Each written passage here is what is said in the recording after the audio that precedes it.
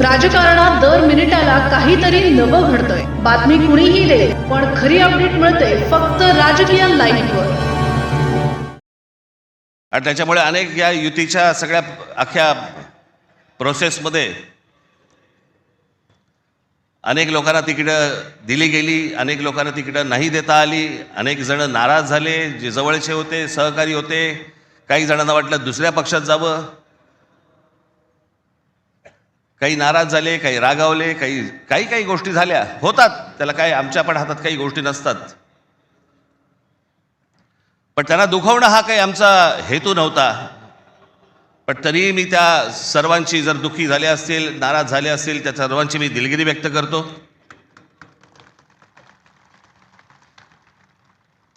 आपलेच आहेत, परत येतील. कारण जे आत्ता आहेत तेच कुठे जातील माहीत नाही, त्याच्यामुळे ते गेलेले आहेत ते येतीलच परत.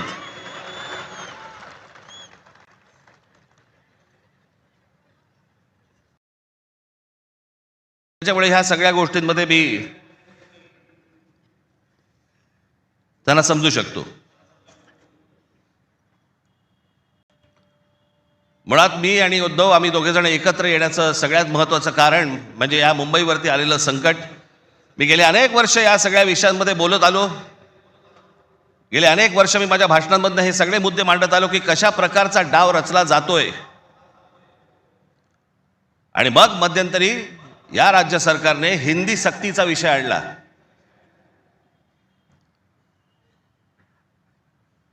आणि त्यावेळेला मग मीही कडाडलो, उद्धवही कडाडला. आणि त्या सगळ्या याच्यामध्ये त्याच्या अगोदरच माझी एक मुलाखत झाली आणि त्याच्यामध्ये मी सांगितलं होतं की कुठच्याही वादापेक्षा आणि कुठच्याही भांडणापेक्षा महाराष्ट्र मोठा आहे.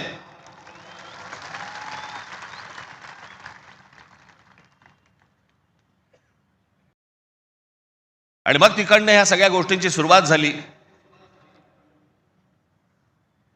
पण ते हिंदी सक्तीचा जो विषय होता तो फक्त तुम्हाला चाचपडून बघण्याचा होता. तुम्ही जागे आहात का? मराठी माणूस महाराष्ट्रामधला, मुंबईमधला जिवंत आहे का? हे फक्त चाचपड नव्हतं तुम्हाला. 2024 याच्यानंतर, या विधानसभा निवडणुकांनंतर या सरकारला काय फेफराला माहित नाही. जे हवं वाटेल ते, मनाला काय जे हवं ते करायला लागले. आली कुठून हिंमत? कोणाला विचारायचं नाही, काही जनता बिनता लोक बिक काही नावाची काही गोष्टच नाही. बस आम्हाला वाटलं म्हणून आम्ही केलं. हे कोण आहेत लोक? कोण आहे महाराष्ट्रातील जनता? पैसे फेकले की आम्ही विकत घेऊ. आला कुठून आत्मविश्वास?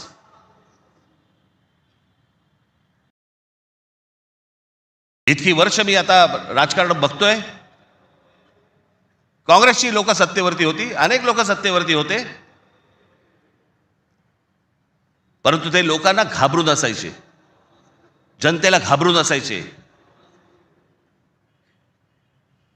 आता घाबरणं बिबरणं काहीच नाही. गृहीत धरून टाकलं तुम्हाला.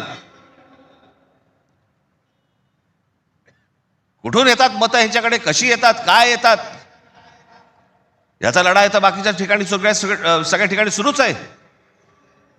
ते बोगस वोटर आणि ते ईव्हीएम मशीन पासून सगळ्या गोष्टी सुरू आहेत. पण ह्याच्यामध्ये सगळ्यात महत्वाची गोष्ट बघा, आता उद्दामपणा कुठपर्यंत गेला यांचा. अकोटमध्ये भाजपने MIMशी युती केली. बदलापूरमध्ये भाजपने काँग्रेस बरोबर युती केली. 66 जण बिनविरोध निवडून आले. बिनविरोध म्हणजे तिकडच्या मतदारांचा अधिकारच काढून टाकला. ते मतदानच नाही करू शकत. आज 66 आहेत. हे पुढे आकडे वाढत जाणार. त्याला कळलंय की काय प्रकारचे आपण कशा प्रकारे लोकांना विकत घेऊ शकतो. वाईट या गोष्टीचं वाटतं विकले जातात. राजकीय घडामोडींचं सर्वात वेगवान अपडेट फक्त इथेच राजकीय लाईव्हवर.